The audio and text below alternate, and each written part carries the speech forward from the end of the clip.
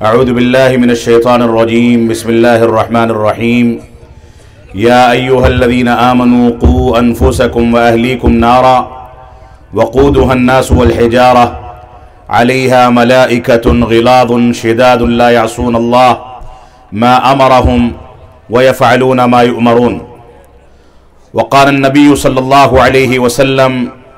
مروا أولادكم بالصلاة وهم أبناء 7 واضربوهم وهم أبناء 10 وفرقوا بين المضاجع. رواہ ابو داود وصححہ الالبانی.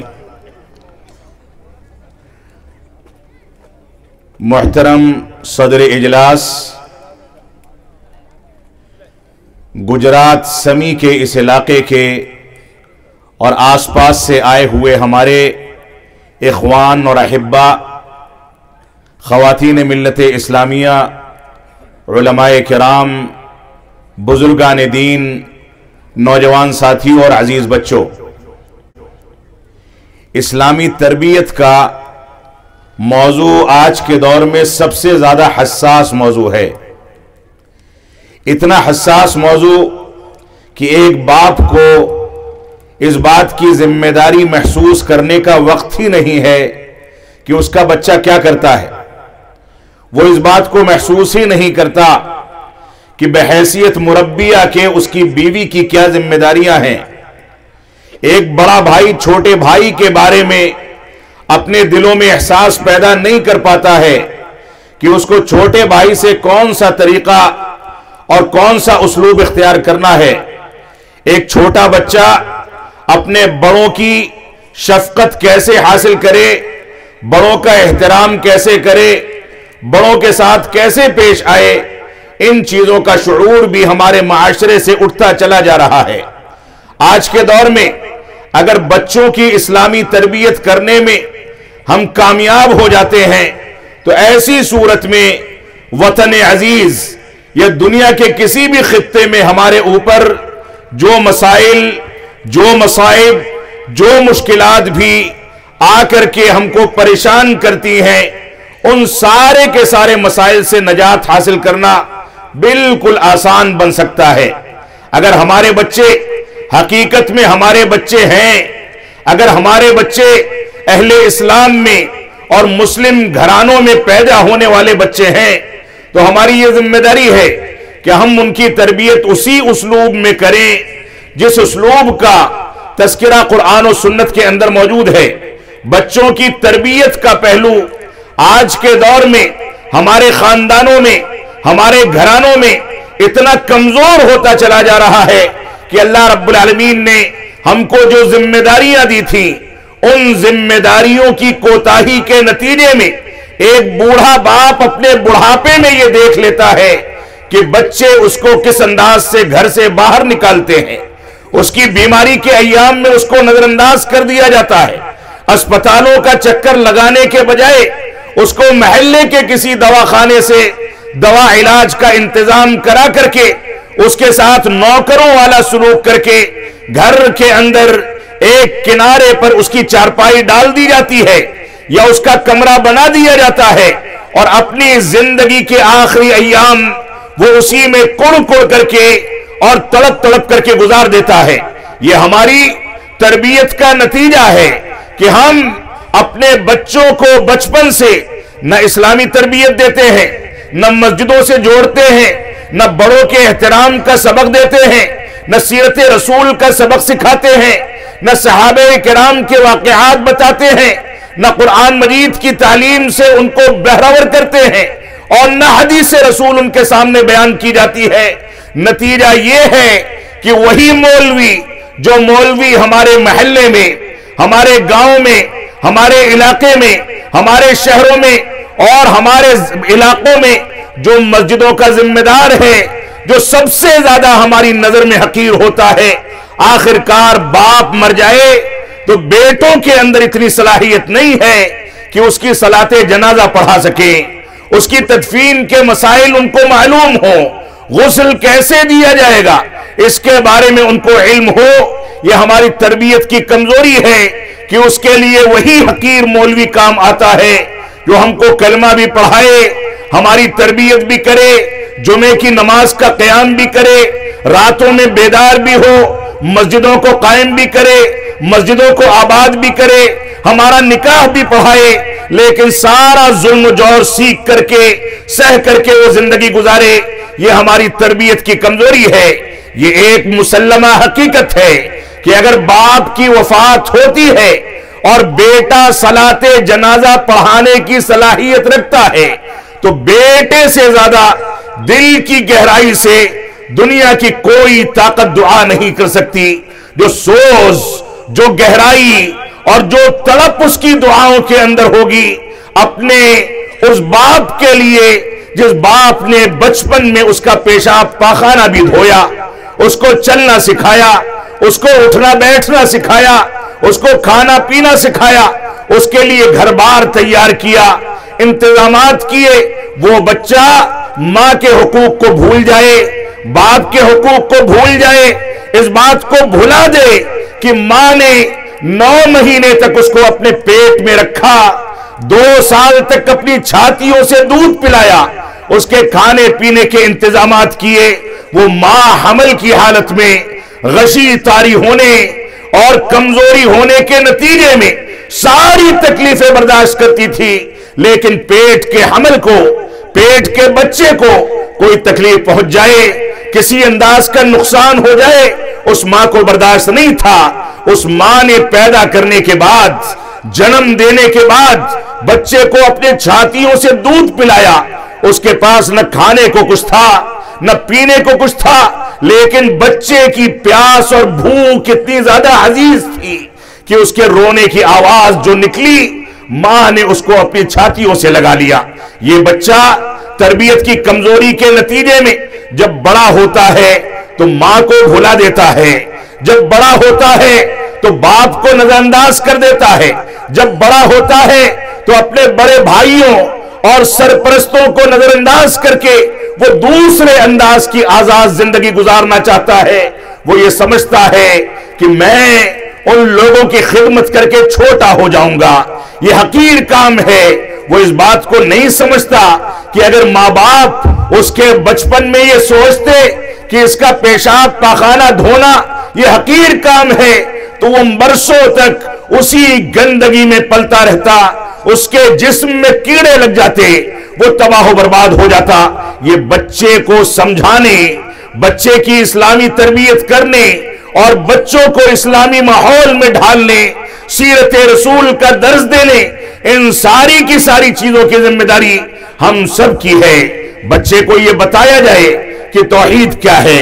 بچے کو یہ سمجھایا جائے کہ اتباع رسول کیا ہے، بچے کو یہ بتایا جائے کہ صحابہ کرام کا مقام کیا ہے، بچے کو یہ بتایا جائے کہ منہج سلف کی اہمیت کیا ہے، بچے کو یہ بتایا جائے کہ دنیا میں کیسے زندگی گزارنی ہے، سفر کیسے کرنے ہیں، پانی کیسے پینا ہے، کھانا کیسے کھانا ہے، پیسہ کیسے کمانا ہے، رات میں نکلیں تو اس کے آداب کیا ہیں، دن میں چلیں تو آداب کیا ہیں، چڑھائی پر چڑھیں تو اس کے آداب کیا ہیں، ڈھلان پر اتریں تو اس کے آداب کیا ہیں۔ کوئی سامنے آئے ہمارا بزرگ ہو تو اس سے کیسے سامنا کیا جائے، ماں کے مقام کو کیسے سمجھا جائے،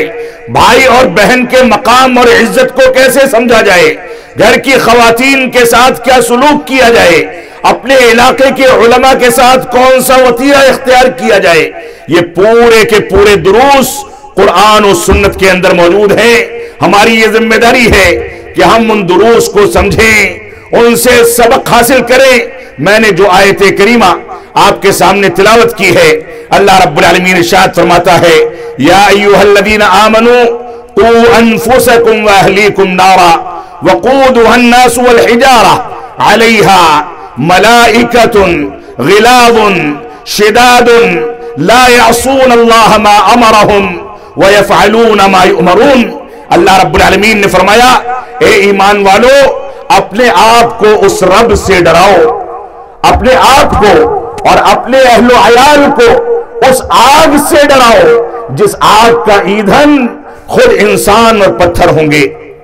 اور بعض روایات میں ملتا ہے کہ جب جہنم کے اندر جہنمیوں کو ڈالا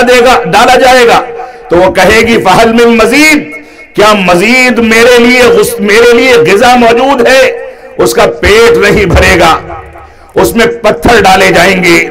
انسان ڈالے جائیں گے جو اس کا ایندھن ہوں گے، آخر کار رب کائنات اپنا پیر داخل کرے گا، تب وہ یہ کہے گی کہ بس بس اب میرا پیٹ بھر گیا ہے۔ وہ جہنم کی آگ جس کی ایک چنگاری اس دنیا پہ گرا دی جائے تو قیامت تک یہاں سبزہ نہ اگے، کھیتی باڑی میں قحط سالی آ جائے، پانی سوکھ جائے، بورنگیں فیل ہو جائیں، اس گرمی کی شدت والی آگ اس کا ایندھن یہی انسان ہوگا اور پتھر ہوں گے۔ اللہ رب العالمین نے فرمایا علیہا ملائکۃ غلاظ شداد لا یعصون اللہ ما امرہم ویفعلون ما یؤمرون۔ اللہ رب العالمین نے فرمایا اس جہنم پر ایسے شدید فرشتے، سخت دل و جان والے فرشتے مسلط کیے جائیں گے جو بہت زیادہ سخت ہوں گے اور ان کو کسی کے اوپر رحم نہیں آئے گا۔ اللہ رب العالمین فرماتا ہے وہ جو کہا جاتا ہے اس کو کرتے ہیں اور اللہ رب العالمین کی نافرمانی نہیں کر سکتے۔ اللہ رب العالمین نے جیسا کہہ دیا اسی طریقے سے عمل کرتے ہیں اور اس کو انجام دیتے ہیں۔ علامہ ابن کثیر رحمت اللہ علیہ جو کہ تفسیر ابن کثیر کے مؤلف ہیں، فرماتے ہیں اس آیت کریمہ کی تفسیر میں کہتے ہیں ای علموہم وربوہم وعدبوہم بما یکون وقایت لہم من عذاب اللہ۔ فرمایا کہ اس آیت کریمہ میں آل اولاد کو، بچوں کو، نئی نسلوں کو، خواتین کو اسلامی تربیت کے اصولوں کے مطابق ڈھالنے کا جو حکم دیا گیا ہے اس کا معنی یہ ہے کہ ان کو دین کو سکھا دیا جائے، ان کو بتایا جائے کہ 5 وقتہ نمازیں کیوں ضروری ہیں، ان کو بتایا جائے کہ زکوٰۃ کی ادائیگی کیوں ضروری ہے، ان کو بتایا جائے کہ صحابہ کرام کے مقام کو سمجھنا کیوں ضروری ہے، ان کو سکھایا جائے کہ قرآن مجید کی تعلیمات کیا ہیں، ان کو بتایا جائے کہ سیرت رسول کا پیغام کیا ہے، ان کو بتایا جائے کہ صحابہ کرام کی سیرت کو پڑھنا اور ان کی زندگی سے عبرت پکڑنا کیوں ضروری ہے، ان کو بتایا جائے کہ حج بیت اللہ کو استطاعت کی صورت میں نمازوں کو پابندی کرنے اور زکوٰۃ ادا کرنے اور دوسرے ارکان اسلام کی ادائیگی، اعمال صالحہ کی ادائیگی کا حکم کیوں دیا گیا ہے، ان کو ساری کی ساری چیزوں سے بہرور کیا جائے، اس کے بارے میں معلومات دی جائے۔ تو فرمایا اس کا معنی اور مفہوم یہ ہے کہ ان کو اسلام کی تعلیمات سکھا دی جائیں، وَرَبُّوهُمْ اور ان کی تربیت کی جائے، ان کو بتایا جائے کہ جب چلنا ہے تو کیسے چلنا ہے، ماں کو تکلیف ہوتی ہے تو اس کی تکلیف کو دور کیسے کرنا ہے، باپ کی خدمت کیسے کرنی ہے، بچوں کی تربیت کیسے کرنی ہے، قرآن مجید کے ساتھ کیا سلوک کرنا ہے، حدیث رسول کے ساتھ کیا سلوک کرنا ہے اور منہج سلف کے حقوق کیا ہیں، ان کو ساری کی ساری چیزوں کی تربیت دی جائے، ان کو دن و رات کے تمام امور میں یوں ہی نہ چھوڑ دیا جائے کہ رات کی تاریکی میں کسی کونے میں بیٹھ کر کے وہ قہوہ خانوں میں بیڑی اور سگریٹ پیئیں، نشہ کریں، غلط انداز کی صحبت کو اختیار کریں۔ ان کو بتایا جانا چاہیے، ان کی تربیت کی جانی چاہیے کہ یہ تمباکو،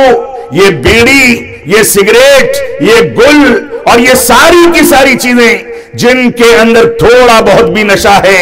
اسلام نے ہمارے لیے ان کو حرام کیا ہے۔ اللہ رب العالمین نے ہم کو اسراف و تبذیر سے دور رہنے کا حکم دیا ہے، لہذا ان کی تربیت کی جائے۔ اور اس کے بعد فرمایا وَأَدِّبُوهُمْ ان کو ادب سکھایا جائے، ان کو بتایا جائے کہ رب کائنات کے عبادت کے آداب کیا ہیں،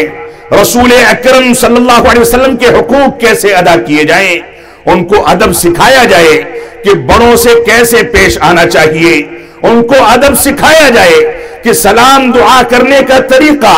اور اس کا اسلوب کیا ہونا چاہیے، ان کو بتایا جائے، ان کی تربیت کی جائے، ان کو ادب سکھایا جائے کہ جو شخص آپ کو دین سکھاتا ہے، یہ دنیا سکھاتا ہے، آپ کا استاذ ہے، اس کا احترام کس انداز سے کیا جائے، تو ان کو ادب سکھایا جائے،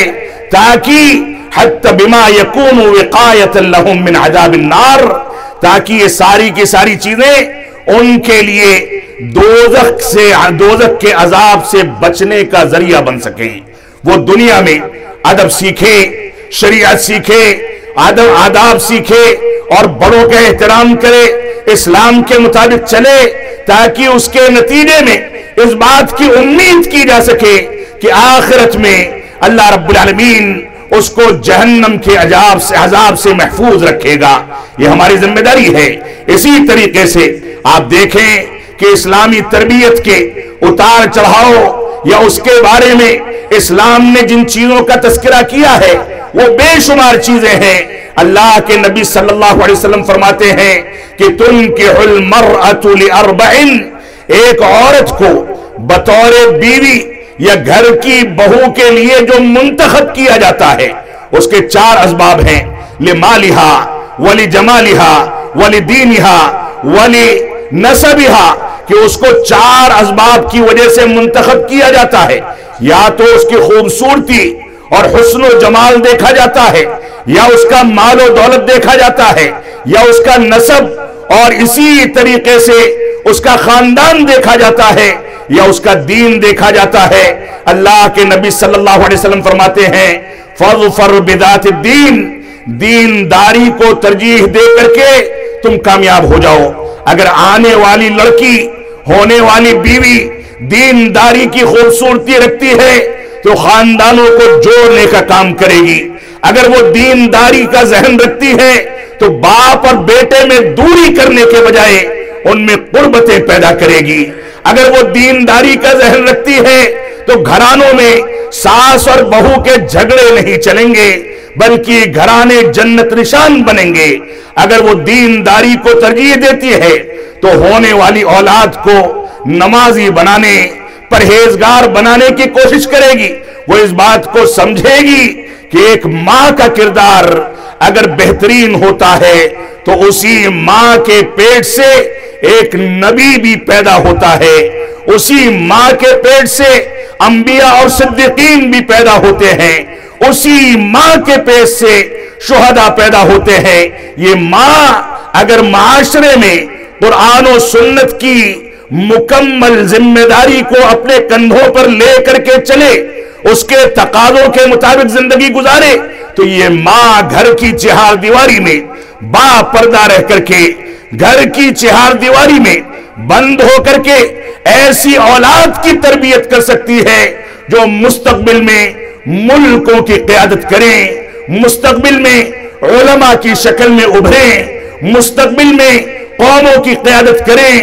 مستقبل میں ایسا سسٹم چلائیں جس کی بنیاد پر ساری دنیا اس سے فائدہ اٹھائے۔ تو یہ ماں کا کردار کوئی معمولی کردار نہیں ہے، ایک خاتون کا کردار کوئی معمولی کردار نہیں ہے۔ اسی وجہ سے اللہ کے نبی صلی اللہ علیہ وسلم سے جب ایک صحابی رسول نے پوچھا کہ اللہ کے نبی صلی اللہ علیہ وسلم میرے حسن سلوک کا سب سے زیادہ مستحق کون ہے، تو آپ نے فرمایا امک، تمہاری ماں۔ انہوں نے فرمایا کہ اس کے بعد سب سے زیادہ حقدار کون ہے، تو آپ نے فرمایا تمہاری ماں۔ فرمایا اس کے بعد سب سے زیادہ حقدار کون ہے، تو آپ نے فرمایا تمہاری ماں۔ اس نے پوچھا چوتھی بار کہ اس کے بعد سب سے زیادہ مستحق کون ہے، تو آپ نے فرمایا ابوک، چوتھا مقام تمہارے باپ کا ہے۔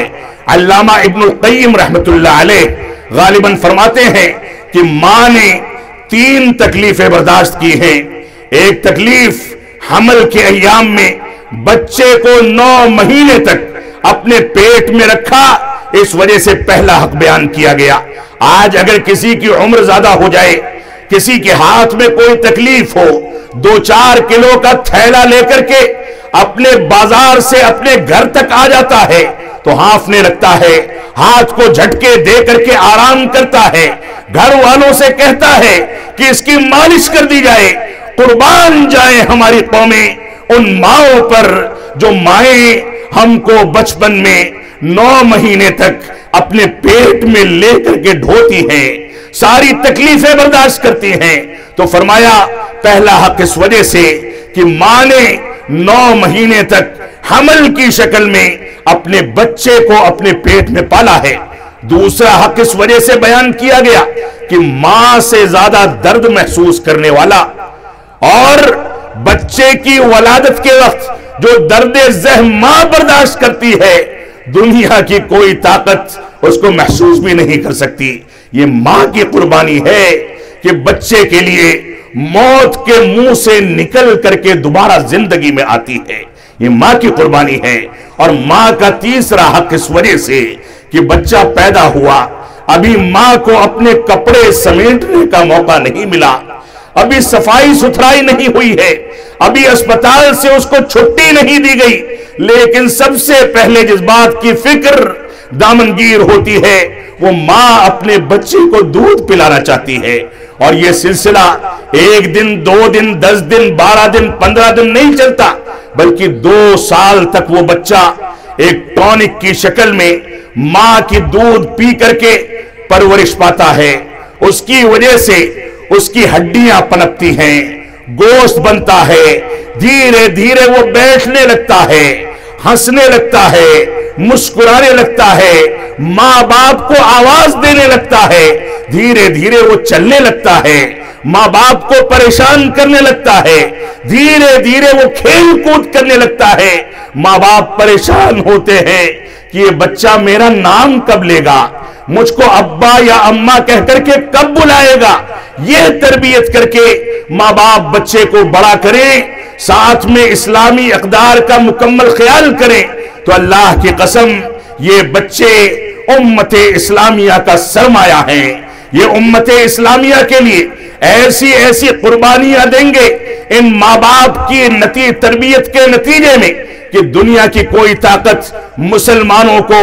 دنیا کے کسی بھی خطے میں کوئی نقصان پہنچا دے، اس بات کا تصور بھی نہیں کیا جا سکتا۔ تو ہماری یہ ذمہ داری ہے کہ ماں کے مقام کو،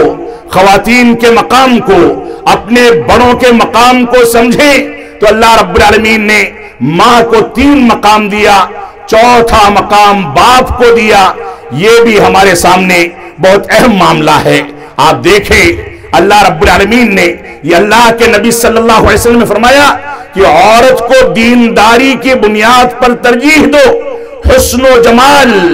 مال و دولت اور نام و نسب اور خاندان یہ ثانوی چیزیں ہیں۔ اگر دینداری کی خوبصورتی، دینداری کی مالداری اور دینداری کا حسن و جمال اس کے اندر موجود ہے تو وہ سارے کے سارے عیوب کو پاٹتی چلی جائے گی اور خاندان کو جنت نشان بنا دے گی۔ تو تربیت کا بنیادی پہلو یہاں سے شروع ہوتا ہے، بلکہ اس کے پہلے جائیں نکاح کے خطبے میں جو خطبۃ الحاجہ ہے اس میں بار بار تقوی اور پرہیزگاری کی تلقین کی گئی، بار بار انسان کو اس کی پیدائش کی حقیقت بتائی گئی، خاندانوں میں تقسیم کرنے کے مقاصد بتائے گئے، اس کے تقاضوں پر عمل کرنے کی تلقین کی گئی۔ تینوں آیتوں میں بار بار کہا گیا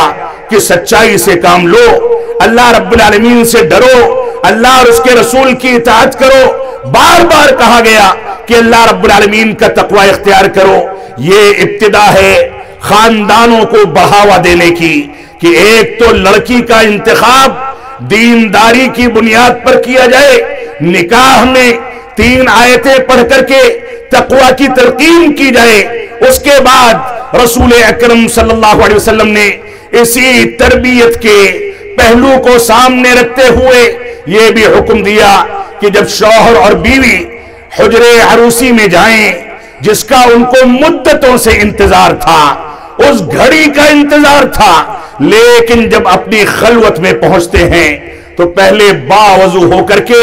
رب کائنات کو یاد کریں، اس کی شکر گزاری ادا کریں، اور ہم بستری سے پہلے شیطان رجیم سے پناہ مانگ لیں تاکہ ایسا نہ ہو کہ حمل ٹھہرے اور شیطان اسی وقت سے بچے کو کچوکا لگا کر کے توحید کے بجائے شرک کی جانب مائل کر دے، اتباع رسول کے بجائے بدعات کی جانب مائل کر دے، بڑوں کے احترام کے بجائے بڑوں کی توہین کی جانب مائل کر دے. لہذا ہم بستری سے پہلے دعا کر کے شیطان سے پناہ مانگ لی جائے. اور یہی اتنا نہیں ہے، محدثین اور علماء نے اس بات کو لکھا ہے کہ جب حمل ٹھہر جائے اور عورت کو ماہواری اور ناپاکی کے ایام سے رب کائنات نے دور کر دیا، 9 مہینے تک مسلسل اس کو عبادات کا موقع دیا گیا، نمازوں کا موقع دیا گیا، تلاوت کلام پاک کے اہتمام کا موقع دیا گیا. ماہواری کی وجہ سے وہ نمازوں سے دور رہتی تھی، لیکن اب مسلسل نمازیں پڑھتی ہے. محدثین کہتے ہیں ان ایام میں بچہ اپنے پیٹ میں ہونے کے باوجود ماں کی حرکت و نقل کو قبول کرتا ہے، اس کے اثرات اس کے اوپر مرتب ہوتے ہیں. لہذا ماں کو حمل کے ایام میں اپنے بچوں کے لیے کثرت کے ساتھ دعا کرنی چاہیے. اس بات کی دعا کرنی چاہیے کہ اللہ رب العالمین اس کو نیک بنائے. آج آپ کسی ڈاکٹر کے پاس چلے جائیں، کسی میڈیکل کے ماہر کے پاس چلے جائیں، بیوی کی طبیعت خراب رہتی ہے، حمل کی وجہ سے کمزوری ہے، فوراً تلقین کرے گا کہ اس کو میوزک سنایا جائے، اس کو ٹی وی دکھایا جائے، اس کے من کو بہلایا جائے. اللہ کی قسم، الا بذکر اللہ تطمئن القلوب، اللہ رب العالمین کے ذکر سے زیادہ ان دلوں کو کسی چیز سے سکون نہیں مل سکتا ہے. لہذا اسلامی تربیت کا تقاضا ہے کہ ہم اپنی ماؤں کو، اپنی بیویوں کو یہ سبق دیں کہ حمل کے ایام میں پیدا ہونے والے بچے کے لیے دعائیں کی جائیں. یہی اتنا نہیں ہے، اس کے بعد اللہ کے نبی صلی اللہ علیہ وسلم نے آگے فرمایا مروا اولادکم بالصلاۃ وہم ابناء 7. اے لوگوں،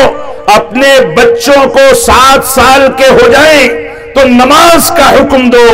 ان کو اللہ رب العالمین کی عبادت پر ابھارو. اگر لڑکے ہیں تو مسجد لایا جائے،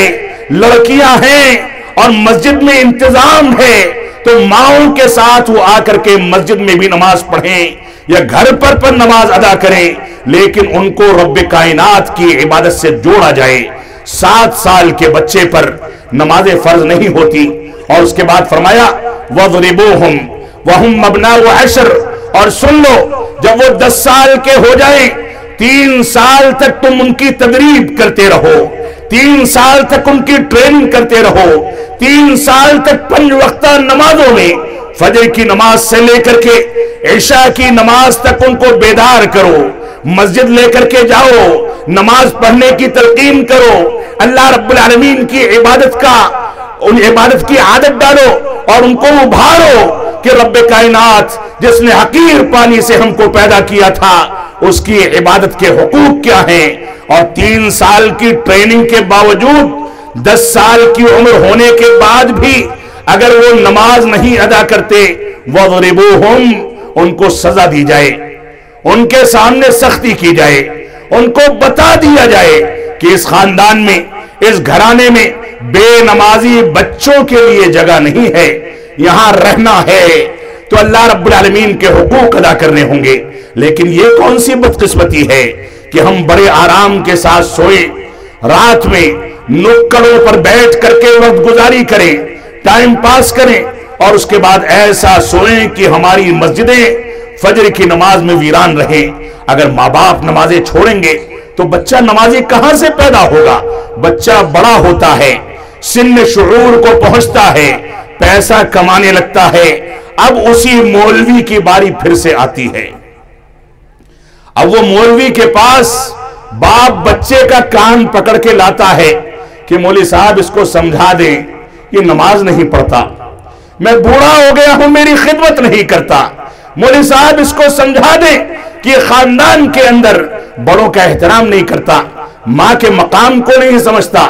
آپ نے 7 سال کی عمر سے اس کو نماز کا حکم نہیں دیا، ماں کے انتخاب کے وقت میں دینداری کا لحاظ نہیں کیا، برادری کو ترجیح دیتے رہے، مال و دولت کو ترجیح دیتے رہے، حسن و جمال کو ترجیح دیتے رہے، اور ساری کی ساری سنتوں کو، عبادات کو، واجبات کو نظر انداز کیا. تو اب مولوی کے پاس کوئی جادو کی چھڑی نہیں ہے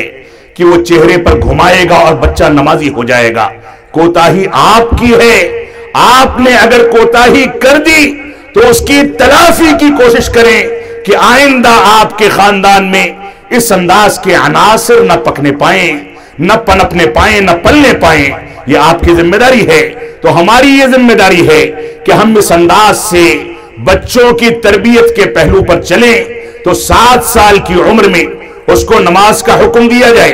10 سال کی عمر میں اگرچہ اس پر اب بھی نماز واجب نہیں ہوئی ہے لیکن اس کے اوپر سختی کی جائے، اور فرمایا وَفَرِّقُوا بَيْنَ الْمَضَاجِعِ۔ یہ آج کے دور کی بہت بڑی کوتاہی ہے کہ بچوں کے بستروں کو،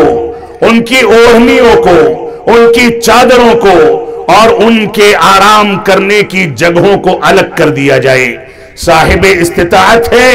تو کمرہ الگ کر دے، ورنہ کم از کم چارپائی الگ کر دی جائے، کیونکہ یہاں سے اخلاقی قدریں یا تو بنیں گی یا بگڑیں گی،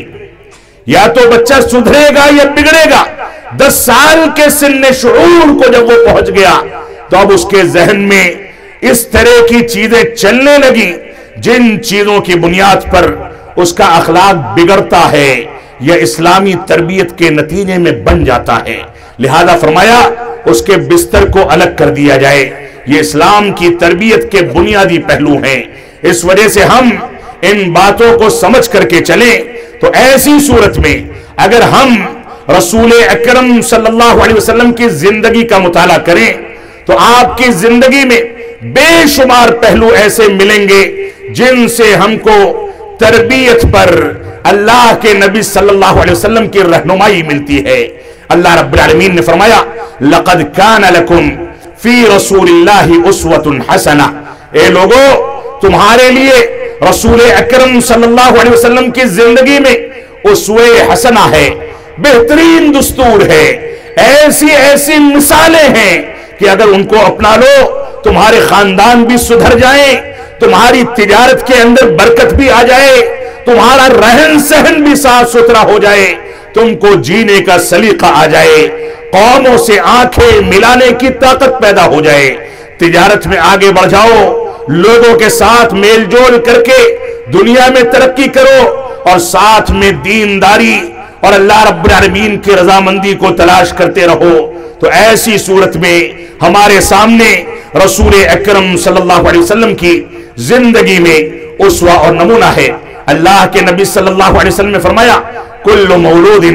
یولد علی الفطرہ، ہر پیدا ہونے والا بچہ فطرت اسلام پر پیدا ہوتا ہے، اور اس کے بعد اس کے ماں باپ وہ جس گھرانے سے ہیں، جس طریقے کو اپنانے والے ہیں، جس مذہب کو ماننے والے ہیں، وہ اسی مذہب اور اسی طریقے کے مطابق اس کی زندگی کو ڈھال کر کے یا تو تباہ کر دیتے ہیں یا سدھار دیتے ہیں۔ اس وجہ سے ہماری ذمہ داری ہے کہ بچہ جب فطرت اسلام پر پیدا ہو تو اسلامی تربیت کے بنیادی اصولوں کو سامنے رکھ کر کے اس کے مطابق بچوں کی اسلامی تربیت کو انجام دیا جائے تاکہ ہمارے لیے آگے کی زندگی آسان ہو سکے۔ آپ دیکھیں اللہ کے نبی صلی اللہ علیہ وسلم فرماتے ہیں کہ الا کلکم راع وکلکم مسئول عن رعیتہ۔ اے لوگوں سن لو، خبردار تم سن لو اور کان کھول کر کے سن لو کہ تم میں سے ہر ایک شخص ذمہ دار ہے اور ہر شخص سے اس کی ذمہ داری کے بارے میں سوال کیا جائے گا۔ ایک مرد اپنے ماتحتوں کا ذمہ دار ہے، ایک خاتون اپنے بچوں کی تربیت کی ذمہ دار ہے، لہذا ان کو اپنی ذمہ داری اپنانی چاہیے، نبھانی چاہیے، ورنہ قیامت کے دن ان سے اس کے بارے میں سوال کیا جائے گا۔ اللہ کے نبی صلی اللہ علیہ وسلم نے بے شمار طریقے ہم کو بتائے۔ مثال کے طور پر اللہ کے نبی صلی اللہ علیہ وسلم کی زندگی میں سب سے بنیادی چیز اسلامی تربیت کے لیے یہ ہوا کرتی تھی کہ آپ مناسب وقت کا انتخاب کر کے لوگوں کی تربیت، بچوں کی تربیت کا اہتمام کرتے تھے۔ کہتے ہیں عبداللہ بن عباس رضی اللہ عنہ کنت خلف النبی صلی اللہ علیہ وسلم، میں اللہ کے نبی صلی اللہ علیہ وسلم کی سواری پر پیچھے بیٹھا ہوا تھا۔ آپ دیکھیں وہ بادشاہوں کا بادشاہ جس کو اللہ رب العالمین نے شفاعت عظمی عطا کی گئی کہ جس کے اشارے پر چاند کے 2 ٹکڑے کر دیے گئے، جس کو سید الانبیاء بنایا گیا، اس کا تواضع اور انکساری کیا ہے؟ ایک چھوٹے سے بچے کو اپنی سواری پر لے کر کے چل رہے ہیں، اور اس کے بعد فرماتے ہیں یا غلام انی اعلمک کلمات، اے پیارے بچے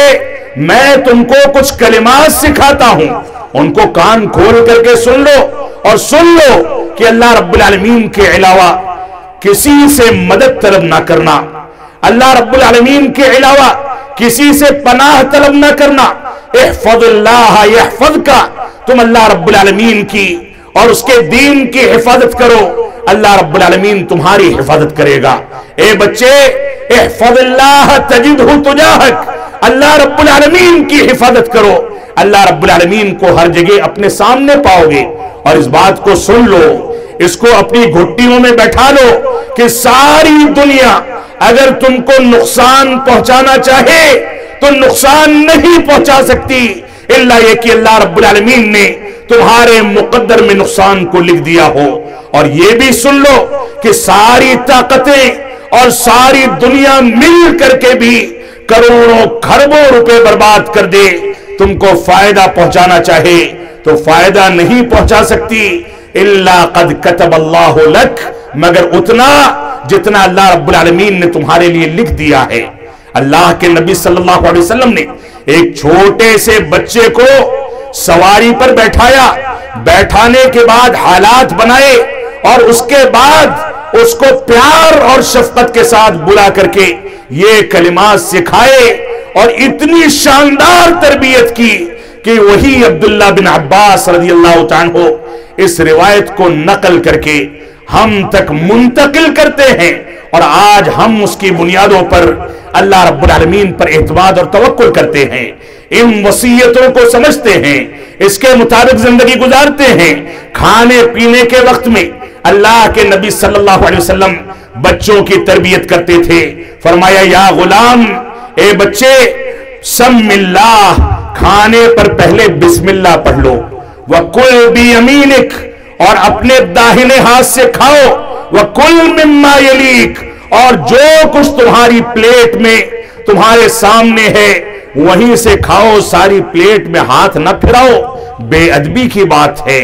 سامنے والے کا حق مارا جائے گا، کسی کو برا لگے گا۔ یہ آداب کس کو سکھائے؟ بچے کو سکھائے، کھانے پر بیٹھ کر کے سکھائے۔ آج ہمارے دور میں باپ کو بچوں کے ساتھ کھانا کھانے کا وقت ہے یا نہیں ہے؟ بچوں کے ساتھ کھیلنے کودنے کا وقت ہے یا نہیں ہے؟ بچوں کے ساتھ ہنسی مذاق کرنے کا وقت ہے یا نہیں ہے؟ یہ باقاعدہ سوالات ہیں، جن سوالات کا جواب ہم کو اپنی گریبان کے اندر جھانک کر کے مانگنا ہوگا۔ اللہ کے نبی صلی اللہ علیہ وسلم کی تربیت کا ایک پہلو یہ تھا کہ آپ بیماری کے اوقات میں لوگوں کی تربیت کرتے تھے۔ اللہ کے نبی صلی اللہ علیہ وسلم ایک غلام جو آپ کی خدمت کرتا تھا، یہودی تھا، وہ بیمار پڑ گیا تو بیمار پڑنے کے بعد اس کے پاس جاتے ہیں، غلام ہے، آپ کی خدمت کرتا ہے، اسلام دشمن یہودی ہے، جا کر کے اس کے سر کے پاس بیٹھ جاتے ہیں، اور وہ ایک بار اللہ کے نبی صلی اللہ علیہ وسلم کے اخلاق کریمانہ کی وجہ سے ان کی جانب دیکھتا ہے، ایک بار اپنے باپ کی طرف دیکھتا ہے، اور اس کا باپ کہتا ہے کہ اطع ابا القاسم، اللہ کے نبی صلی اللہ علیہ وسلم کی اطاعت کرو اور اسلام قبول کر لو۔ یہ اخلاق اور تربیت کا ثمرہ تھا جس کے نتیجے میں لوگ اسلام لائے۔ آج کوئی کتنا بھی کہے کہ اسلام ہتھیاروں کے ذریعے پھیلا ہے، معاف فرمائیں گے، کوئی اس بات کو ثابت نہیں کر سکتا۔ اسی طریقے سے اللہ کے نبی صلی اللہ علیہ وسلم کا ایک پہلو یہ تھا کہ بچوں کے حقوق کا خیال کرتے تھے۔ سہل بن سعد رضی اللہ تعالیٰ فرماتے ہیں کہ اللہ کے نبی صلی اللہ علیہ وسلم ایک مرتبہ آپ کے پاس ایک کٹورا لایا گیا، بچہ جو ہے داہنے جانب بیٹھا تھا اور بائیں جانب کچھ بزرگ شخصیتیں بیٹھی تھیں، وہ مہمان تھے، مہمان کو پیالہ بڑھانے کی ذمہ داری میزبان کی پہلے ہے، تو بچے کو اپنے دائیں جانب بیٹھا ہوا پایا، دیکھا کہ اس کا حق ہے تو اس سے کہتے ہیں کہ اے پیارے بچے اگر اجازت دو تو پہلے مہمانوں کو بڑھا دوں، دائیں جانب ہونے کی وجہ سے تمہارا حق زیادہ ہے۔ بچے نے بھی کیا موقع غنیمت سمجھ کر کے اسلامی تربیت کے نتیجے میں یہی ہوتا ہے، بچے نے اجازت نہیں دی، کہا نہیں آپ کے ہاتھ سے جو کٹورا آئے گا وہ تو پہلے میں لوں گا، میں اس سے فائدہ اٹھاؤں گا، اس کے بعد آپ جس کو چاہیں دے دیں۔ یہ تربیت کا پہلو تھا جو رسول اکرم صلی اللہ علیہ وسلم کی زندگی کے اندر موجود تھا۔ اسی طریقے سے بچوں کے لیے دعا کا اہتمام کرنا۔ ابن عباس رضی اللہ عنہ کے بارے میں اللہ کے نبی صلی اللہ علیہ وسلم نے فرمایا اللہم فقہہ فی الدین وعلمہ التاویل، اے اللہ رب العالمین ان کو دین سکھا دے، دین کا علم دے دے، دین کی سمجھ عطا فرما دے۔ بچوں کے لیے دعائیں دیا کرتے تھے، بچوں کے لیے تحفے اور کھلونوں کا انتظام کرتے تھے، جیسا کہ عائشہ صدیقہ رضی اللہ عنہا جب آپ کے گھر میں آئیں تو ان کے لیے کھلونوں کا انتظام کرنا۔ وہ ایک بچہ جو چھوٹا سا بچہ تھا جس نے پنجرے میں کوئی پرندہ پال رکھا تھا، جب اس کے پاس جاتے تو اس کو کہتے یا ابا عمیر ما فعل النغیر، اے بچے ابو عمیر اس پرندے کو کیا ہوا ہے، وہ کیا کر رہا ہے، وہ لا کر کے مجھ کو دکھاؤ۔ وہ بچہ اس سے کھیلتا رہتا تھا۔ روایات میں ملتا ہے ایک روز رسول اکرم صلی اللہ علیہ وسلم تشریف لے گئے، بچہ غم زدہ ہو کر کے بیٹھا تھا۔ آپ نے فرمایا ماجرا کیا ہے؟ تو لوگوں نے بتایا وہ پرندہ مر گیا۔ اس روایت کا مذاق اڑاتے ہوئے بعض مستشرقین اور اسلام دشمنوں اور یہودیوں اور نصرانیوں نے یہاں تک مذاق اڑایا ہے کہ امام بخاری نے اس جیسی حدیث کو اپنی صحیح کے اندر کیوں ذکر کیا؟ اس میں کون سے فائدے کی چیز ہے، کون سی بات بتا دی گئی ہے، کن چیزوں کے مطابق چلنے کی بات کہی گئی ہے؟ علماء کرام نے اس چھوٹی سی حدیث سے بے شمار مسائل مستنبط کیے کہ پرندے کو پالنا جائز ہے، اگر اس کے حقوق ادا کیے جائیں تو پنجرے میں بند کرنا جائز ہے۔ ایک بچہ ابھی باپ نہیں بنا لیکن ابو عمیر یعنی اس کی کنیت سے اس کو پکارنا یا اس کی کنیت اس کے لیے رکھ دینا، یہ ساری کی ساری چیزیں جائز ہیں۔ ان چیزوں سے، ان حدیث سے علماء کرام نے بڑے بڑے مسائل مستنبط کیے۔ تو اللہ کے نبی صلی اللہ علیہ وسلم بچوں کے ساتھ ایسا وطیرہ اختیار کیا کرتے تھے۔ آپ دیکھیں اللہ کے نبی صلی اللہ علیہ وسلم ڈانٹنے اور ٹوکنے سے پرہیز کرتے تھے۔ انس بن مالک رضی اللہ عنہ فرماتے ہیں کہ میں نے اللہ کے نبی صلی اللہ علیہ وسلم کی 10 سال تک خدمت کی، لیکن ان 10 سالوں میں آپ نے کبھی ایسا نہیں کہا کہ ایسا کام کیوں کیا ہے اور ایسا کیوں نہیں کیا، یہ پانی کیوں نہیں لائے، یہ کیوں لے آئے۔ کبھی آپ نے اعتراض نہیں کیا، کبھی اف تک نہیں کہا، کبھی ٹوکا نہیں، کبھی ڈانٹا نہیں۔ اور وہ خادم رسول جو رسول اکرم صلی اللہ علیہ وسلم کی خدمت پر معمور تھا، اتنے اونچے شرف پر معمور تھا، اس خادم رسول کا مقام تو دیکھیں کہ اللہ کے نبی صلی اللہ علیہ وسلم کی خدمت کرتے کرتے ایسی تربیت حاصل کرتا ہے کہ آج تربیت کا درس دینے والے عقلوں سے حیران رہ جاتے ہیں کہ خادم کی اتنی اونچی عقل، اتنا اونچا مقام، اتنی اونچی عظمت، اتنی اونچی تعلیمات، آخر کون سی شخصیت کی تربیت میں پلا ہے؟ یہ ہماری ذمہ داری ہے کہ ہم ان چیزوں کو سامنے رکھ کر کے اس کے مطابق زندگی گزاریں۔ آپ دیکھیں اللہ کے نبی صلی اللہ علیہ وسلم بچوں کو مسجد لے کر کے جایا کرتے تھے۔ آج کے دور میں ہمارے بہت سارے مفتیوں نے، بہت سارے مکاتب فکر کے ماننے والوں نے، بہت سارے لوگوں نے جو اس بات پر گھمنڈ اور فخر کرتے ہیں کہ ان کے ساتھ سواد اعظم ہے، لیکن نہ ان کو سنت رسول کے آداب سے واسطہ، نہ حدیث رسول کے تقاضوں سے واسطہ، نہ سنت رسول کی اہمیت سے واسطہ، نہ سیرت رسول سے واسطہ۔ وہ اپنے امام کی بات کہتے ہیں اور امام کی بات کو رسول کی بات پر ترجیح دے دیتے ہیں۔ صورتحال یہ ہے کہ اللہ کے نبی صلی اللہ علیہ وسلم بچوں کو مسجد لے جاتے تھے اور یہ لوگ بچوں کو اور خواتین کو مسجدوں سے روکتے ہیں۔ اللہ کے نبی صلی اللہ علیہ وسلم امامت کر رہے تھے. حسن و حسین میں سے کوئی صحابی رسول آپ کی پیٹھ پر بیٹھا ہوا تھا, گود میں لے کر کے امامت کرتے, کندھے پر بیٹھا کر کے خطبہ جمعہ دیا کرتے تھے. یہ صورتحال تھی. ایک روز خلاف عادت با جماعت نماز میں ایک سجدے کو طویل کر دیا. ایک صحابی رسول ڈر گئے, گھبرا گئے, سجدے ہی کی حالت میں سر اٹھا کر کے دیکھا اور دیکھ کر کے پھر سجدے میں چلے گئے. کیا دیکھتے ہیں کہ ایک بچے نے, حسن یا حسین نے آپ کی پیٹھ پر سواری کر رکھی ہے, آپ کو سواری بنا رکھا ہے. اللہ کے نبی صلی اللہ علیہ وسلم کی شفقت تو دیکھیں, جب سلام پھیرتے ہیں تو خود پلٹ کر کے سوال کرتے ہیں کہ کیا تم لوگوں کو جاننا ہے کہ میں نے سجدہ کیوں لمبا کر دیا؟ صحابہ کرام نے پوچھا تو آپ نے فرمایا اس بچے نے مجھ کو سواری بنا لیا تھا, میں نہیں چاہتا تھا کہ اس کے شوق میں کوئی خلل ڈالوں, میں نہیں چاہتا تھا کہ اس کو کسی انداز کی تکلیف ہو. یہ بچہ میری پیٹھ پر چڑھ کر کے کھیلتا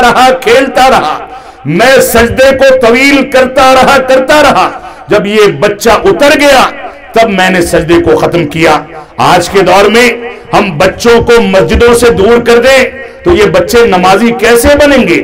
ان بچوں کو اگر مسجدوں سے دور کر دیا جائے تو یہ دین کو کیسے سیکھیں گے؟ ان خواتین کو اگر مسجدوں سے دور کر دیا جائے تو رسول اکرم صلی اللہ علیہ وسلم جس انداز سے اپنی خواتین کی تربیت مسجدوں کے اندر دروس و محاضرات اور خطبوں کے ذریعے کرتے تھے, وہ سارا کا سارا اسلوب کہاں جائے گا؟ اور آپ دیکھیں وہ واقعہ کہ اللہ کے نبی صلی اللہ علیہ وسلم نے فرمایا کہ اگر بچہ مسجد میں رونے لگے تو امام جو نماز ادا کرا رہا ہے اس کی ذمہ داری ہے کہ نماز کو مختصر کر دے, تلاوت تیزی کے ساتھ ختم کرے, چھوٹی سورتوں کی تلاوت کرے, چھوٹے رکوع اور سجدے کر کے بقدر ضرورت جلدی نماز ادا کرا کر کے سلام پھیر دے, کیونکہ اس کو نہیں پتا کہ بچے کے رونے کی آواز کی وجہ سے اس کے ماں کے دل پر کون سی کیفیت گزر رہی ہوگی. ایک ہی روایت کے اندر دونوں چیزوں کا ثبوت موجود ہے. بچے کو مسجد لایا گیا, بچے کے رونے کی وجہ سے مجموعی طور پر با جماعت ادا کی جانے والی نماز کو مختصر کرنے کا حکم دیا گیا, اور ساتھ ہی یہ بھی کہا گیا کیونکہ ماں اس کو لے کر کے آئی ہے تو آواز پہچان کر کے تکلیف محسوس کرے گی, لہذا نماز کو چھوٹا کر دیا جائے. یہ تربیت کے پہلو تھے جو رسول اکرم صلی اللہ علیہ وسلم نے اختیار کیے. اسی طریقے سے اپنی نواسی امامہ رضی اللہ عنہا کو اللہ کے نبی صلی اللہ علیہ وسلم گود میں لے کر کے خطبہ جمعہ دیا کرتے تھے, گود میں لے کر کے امامت فرمایا کرتے تھے. یہ صحیح بخاری اور صحیح مسلم کے اندر یہ روایتیں موجود ہیں. اور ایسے ہی ایک بدو اور ایک دیہاتی صحابی رسول آتے ہیں,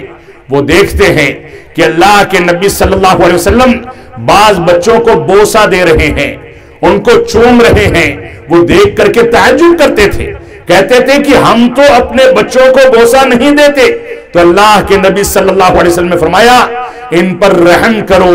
رب کائنات تم پر رحم فرمائے گا. یہ بچوں کی تربیت کا پہلو تھا. بچوں کی تربیت کے پہلو میں اگر آپ دیکھیں تو آپ کو ملے گا کہ شیطان اور کفار کی پیروی سے رسول اکرم صلی اللہ علیہ وسلم نے روکا, بلکہ ان کی مخالفت کا حکم دیا. اللہ کے نبی صلی اللہ علیہ وسلم کا فرمان ہے لا تأکلوا بالشمال فإن الشیطان یأکل ویشرب بالشمال. فرمایا کہ تم لوگ بائیں ہاتھ سے نہ کھایا کرو نہ پیا کرو, کیونکہ شیطان بائیں ہاتھ سے کھاتا اور پیتا ہے. یہ صحیح مسلم کی روایت ہے.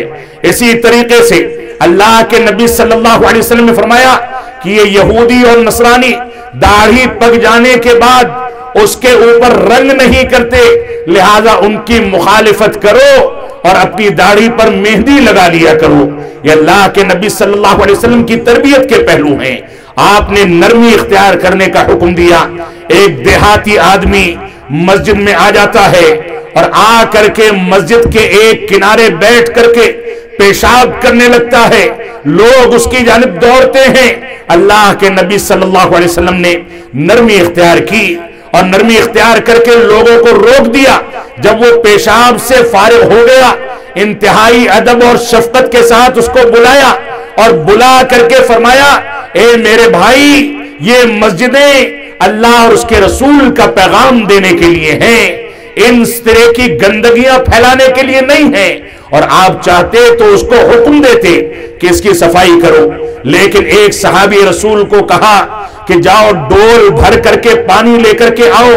بالٹی میں پانی لے آؤ، اس کے پیشاب کی جگہ پہ ڈال کر کے اس جگہ کو صاف کر دو۔ یہ شفقت کا پہلو تھا۔ آج کے دور میں کوئی غلام یا کوئی کافر یا کوئی ایسا شخص جو ہماری خدمت کرتا ہے، ہمارے ساتھ کام کرتا ہے یا ہمارے ساتھ اٹھتا بیٹھتا ہے اور اس کا تعلق اہل اسلام سے نہیں ہے، اس کے ساتھ ہم کون سا وتیرہ اختیار کرتے ہیں؟ اصل تو یہ ہے کہ ہماری تربیت اور ہمارے اخلاقی معیار کے نتیجے میں وہ اسلام کی جانب راغب ہو اور ہمارے اخلاقیات کی وجہ سے وہ اسلام کو پڑھنے پر مجبور ہو جائے۔ آج کے دور میں ذرا سی باتوں پر مسلمان بھڑک جاتا ہے، غیر مسلم کوئی حرکت کر جائیں تو مسلمان ان کے خلاف تن تنا کر کے اٹھتا ہے اور جواب دیتا ہے۔ اگر وہیں پر حسن اخلاق سے اور اپنے کردار سے کام لیا جائے تو ایسی صورت میں انسان کبھی بھی مشکلات کا سامنا نہیں کرے گا۔ اما خدیجہ الکبریٰ رضی اللہ عنہا کے پاس جب اللہ کے نبی صلی اللہ علیہ وسلم غار حرا سے گھبرا کر کے پہنچے اور ان سے کہا کہ مجھ کو چادر اڑا دو، میں ڈرتا ہوں کہ کہیں میں ہلاک نہ ہو جاؤں، تو اما خدیجہ الکبریٰ رضی اللہ عنہا نے کیا فرمایا تھا کہ اللہ رب العالمین کلا واللہ لا یخزیک اللہ ابدا، اللہ کی قسم اللہ رب العالمین آپ کو کبھی ضائع نہیں کرے گا، کیونکہ آپ دوسروں کا بوجھ اٹھاتے ہیں، بیواؤں کا سہارا بنتے ہیں، دوسروں کو راستہ دکھاتے ہیں، کما کر کے دوسروں کی جھولیوں میں ڈال دیتے ہیں۔ آپ خدمت خلق اور اخلاق کے جس معیار پر قائم ہیں، اس معیار پر قائم ہونے والوں کو اللہ رب العالمین کبھی ہلاک نہیں کرتا بلکہ ان کو تحفظ فراہم کرتا ہے۔ تو بنیادی چیز یہ ہے کہ ہم نرمی اختیار کریں، نرمی کے ساتھ اسلام کے پیغام کو لوگوں کے سامنے پہنچائیں، نفس کو جھجوڑ دینے کا اسلوب اختیار کرتے ہوئے اللہ کے نبی صلی اللہ علیہ وسلم نے ایک نوجوان کے نفس کو جھجوڑ دیا۔ وہ نوجوان آیا، آپ سے اجازت مانگتا ہے کہ مجھ کو زنا کرنے کی اجازت دے دیجئے۔ اللہ کے نبی صلی اللہ علیہ وسلم نے اس سے پوچھا، کیا اس بات کو گوارا کرتے ہو کہ تمہاری ماں کے ساتھ، تمہاری بہن کے ساتھ، تمہاری گھر کی خواتین کے ساتھ کوئی زنا کرے؟ اس نے کہا کہ نہیں، میں کبھی اس کو برداشت نہیں کر سکتا۔ تو فرمایا جس کے ساتھ زنا کرنا چاہتے ہو وہ بھی تو کسی کی ماں یا بہن یا کسی کی بھابی یا کسی کے گھر کی خاتون ہے، کسی کی عزت و آبرو ہے۔ نفس کو جھجوڑ کر کے آپ نے اسلامی تربیت کا درس دیا۔ یہ بھی ہمارے اندر صلاحیت ہونی چاہیے کہ ہم اس کے مطابق زندگی گزاریں۔ اللہ کے نبی صلی اللہ علیہ وسلم بچوں کو یا جو لوگ لا علمی کا شکار ہوتے تھے ان کو عملی تربیت دے کر کے عملی تطبیق کے ذریعے بھی تربیت دیا کرتے تھے۔ حدیث مسیء صلاۃ جو کہ صحیح مسلم کی روایت ہے، ایک صحابی رسول آئے، جلدی جلدی نماز پڑھی، جلدی جلدی رکوع کیا، جلدی جلدی سجدہ کیا، آئے تو اللہ کے نبی صلی اللہ علیہ وسلم نے نماز سے فارغ ہونے کے بعد فرمایا ارجع فصلی فإنک لم تصلی، جاؤ پھر سے نماز پڑھو کیونکہ تم نے نماز نہیں پڑھی۔ وہ گئے، پھر سے پڑھ کر کے آئے تو آپ نے پھر سے فرمایا ارجع فصلی فإنک لم تصلی، جاؤ پھر سے نماز پڑھو کیونکہ تم نے نماز ادا نہیں کی۔ تو وہ صحابی رسول کہتے ہیں میں اس سے بہتر انداز سے پڑھنا نہیں جانتا۔ تب آپ نے ان کو طریقہ سکھایا۔ یہ عملی تطبیق کی تربیت تھی جو آج ہمارے سرپرستوں میں، ہمارے بڑوں میں اس کا عنصر پیدا ہونا چاہیے کہ بچہ جب 7 سال کا ہو تو ہم اس کو نماز پڑھنے کی تربیت دیں، رکوع کیسے کرنا ہے، سجدے کیسے کرنے ہیں، اللہ رب العالمین کو کیسے یاد کرنا ہے، دعائیں کون سی کب پڑھنی ہیں، نظریں کہاں ہونی چاہیے، تشہد میں انگلیوں کی حرکت کیسے ہوگی، ان ساری کی ساری چیزوں کی تربیت دی جائے،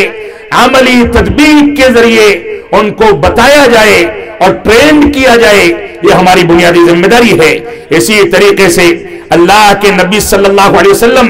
بچوں کی تربیت پر جس انداز سے توجہ دیتے تھے، اس کی ایک مثال یہ بھی ہو سکتی ہے کہ آپ بچوں کو کبھی کبھار سلام کرنے میں پہل کرتے تھے تاکہ بچہ سلام کرنے کا سبق حاصل کرے۔ بچوں کی آنکھوں پر پیچھے سے ہاتھ ڈال دیا کرتے تھے تاکہ بچہ اس کے ذریعے سے تربیت حاصل کرے، اپنے بڑوں کی قدر کرے،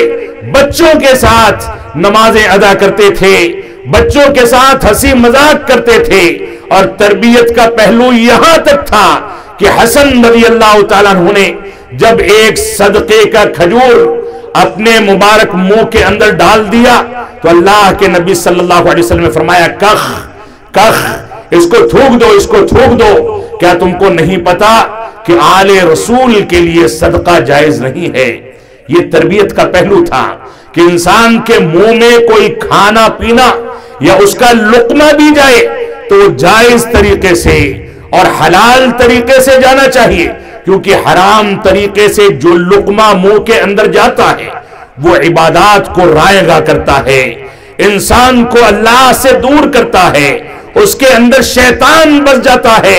اور وہ قرآن و سنت سے دور ہوتا چلا جاتا ہے۔ تو ہماری ذمہ داری ہے کہ ہم ان چیزوں کو سمجھیں۔ اللہ رب العالمین نے فرمایا، یا ایھا الذین آمنوا لا تلہکم اموالکم ولا اولادکم عن ذکر اللہ ومن یفعل ذلک فاولئک هم الخاسرون۔ اے لوگو، اللہ رب العالمین نے فرمایا، اے ایمان والو، تم اپنے آپ کو، اپنی آل اولاد کو، اپنے مال و دولت کو تباہ و برباد نہ کرو،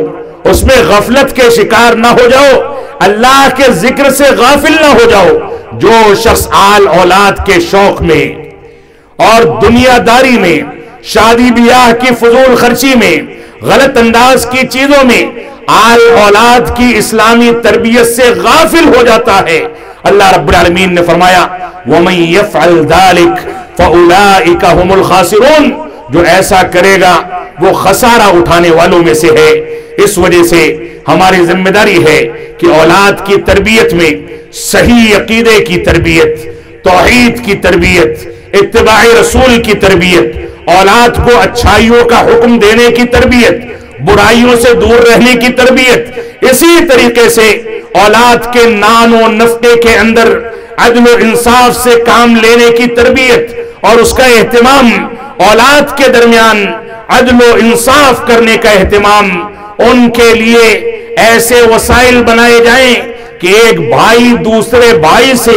باپ کی ترجیح کے نتیجے میں نفرت نہ کرنے لگے اور آگے چل کر کے جائیداد کی تقسیم میں، خاندانوں کے قیام میں، ایک دوسرے سے میل محبت میں نفرتیں پیدا ہو جائیں اور سارے کے سارے خاندان ٹوٹ کر کے ختم ہو جائیں۔ اللہ کے نبی صلی اللہ علیہ وسلم کے پاس جب نعمان بن بشیر رضی اللہ عنہ آتے ہیں، کہتے ہیں کہ میں اپنے فلاں بیٹے کو کچھ کوئی ہدیہ اور ہبہ کرنا چاہتا ہوں، آپ نے فوراً سوال کیا، کیا ساری اولاد کو یہی ہبہ کیا ہے؟ انہوں نے فرمایا کہ نہیں۔ تو اللہ کے نبی صلی اللہ علیہ وسلم نے فرمایا، میں جور اور ظلم پر کسی کے لیے گواہ نہیں بنتا، پہلے جاؤ انصاف کرو اور اس کے بعد آ کر کے مجھ سے گواہی کی امید کرو۔ اللہ کے نبی صلی اللہ علیہ وسلم نے ہم کو اس بات کا حکم دیا۔ آل اولاد کے بارے میں موجودہ دور میں ہماری یہ ذمہ داری ہے کہ ان کو میوزک سے، موسیقی سے، نشہ آور چیزوں سے، شراب سے، بیڑی سے اور شراب کی شکل میں جو نئی نئی چیزیں اس دنیا کے اندر رائج ہو گئی ہیں، جس کے بارے میں اللہ کے نبی صلی اللہ علیہ وسلم نے پہلے ہی بتا دیا تھا کہ ایک دور ایسا آئے گا کہ نشہ آور چیزوں کو، شراب کو الگ الگ ناموں سے موسوم کر کے استعمال کیا جائے گا۔ آج پھلوں کے جوس کے نام پر،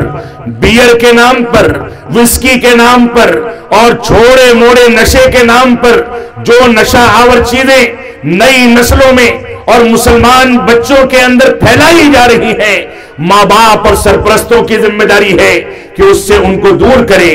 موسیقی اور میوزک جو دلوں کے اندر نفاق کو پیدا کرتا ہے، اللہ سے بیزاری کو پیدا کرتا ہے، اس سے اپنے خاندانوں کو پاک کیا جائے، فرائض کی کوتاہی سے ان کو دور کیا جائے، فحش کاری سے ان کو دور کیا جائے، بے پردگی سے ان کو دور کیا جائے، بچیوں کو یہ سبق دیا جائے کہ اسلام نے ان کو با پردہ رہ کر کے نکلنے کا حکم جو دیا ہے وہ قید و بند کی زندگی نہیں بلکہ وہ ان کی آزادی ہے، ان کی عزت و آبرو ہے۔ وہ اگر شرافت کے ساتھ حجاب اور پردے میں نکلتی ہیں تو دنیا شرافت کے طور پر ان کو پہچانتی ہے، اور اگر وہ حسن و جمال کا اظہار کر کے نکلتی ہیں، چہرے کو کھول کر کے نکلتی ہیں، میک اپ کر کے نکلتی ہیں، نازیبا کپڑے پہن کر کے نکلتی ہیں، تو طرح طرح کے اوباش ان کی حاضری میں یا ان کی غیر حاضری میں ان پر تبصرہ کرتے ہیں، ان کی تصویریں نکالی جاتی ہیں، ان کے ویڈیوز بنائے جاتے ہیں، ان کے ساتھ شرپسندی کا اسلوب اختیار کیا جاتا ہے۔ تو دنیا میں عزت و وقار چاہیے تو ان خواتین کو حجاب میں نکلنے کا حکم دیا جائے، اخلاقی گراوٹ سے نئی نسلوں کو بچایا جائے، دینی تعلیم کی جانب توجہ دی جائے، بچہ انجینئر بنے، ڈاکٹر بنے، سائنٹسٹ بنے، دنیا کے اندر دنیاوی تعلیمات میں کتنی بھی ترقی کر لے، لیکن اس کا دینی پہلو اتنا مضبوط ہو جائے کہ وہ سمندروں کے اندر چل رہا ہو، آسمانوں کی سیر کر رہا ہو، چاند اور ستاروں پر چلا گیا ہو، دنیا کے کسی بھی خطے میں ہو، لیکن جب نماز کا وقت ہو تو سارا کام چھوڑ کر کے وہ اس بات پر توجہ دے کہ رب کائنات کو یاد کرنے اور اس کی شکر گزاری ادا کرنے کا وقت آ چکا ہے، وہ فرائض میں کوتاہی نہ کرے۔ تو بچوں کو دین کی تعلیم اتنی دی جائے کہ وہ عقیدے کو سمجھ سکے، اتباع رسول کو سمجھ سکے، اور اپنے بچوں میں سے کچھ بچوں کا انتخاب کر کے مدارس اسلامیہ میں ان کو بھیج کر کے باقاعدہ عالم دین بنانے کی کوشش کی جائے۔ یہ بھی ہمارے سرپرستوں کی ذمہ داری ہے، بچوں کو یہ بتایا جائے کہ آج کل سوشل میڈیا، ٹائم پاس کی چیزیں، ویڈیو گیمز، اسی طریقے سے موبائل میں چلنے والے جو کھلونے اور گیمز ہیں، یہ ساری کی ساری چیزیں شیطان کے ہتھ کنڈے ہیں، ان سے ہم کو دور رہنا چاہیے۔ ہم کو اپنا وقت غریبوں کی خدمت کے لیے، بڑوں کا پیار حاصل کرنے کے لیے، قرآن و سنت کو سمجھنے کے لیے، علماء کرام کی خدمت کرنے کے لیے گزارنا چاہیے۔ ہماری یہ ذمہ داری ہے کہ ہم ان چیزوں کو لے کر کے چلیں اور ان کے مطابق زندگی گزاریں۔ اللہ رب العالمین ہم کو ان باتوں کی توفیق عطا فرمائے۔ اور سمی کی اس سرزمین پر میں آیا ہوں تو اپنے والد گرامی رحمت اللہ علیہ جو اس کے پہلے یہاں آتے بھی رہے ہوں گے اور یہاں کے بزرگوں سے ان کا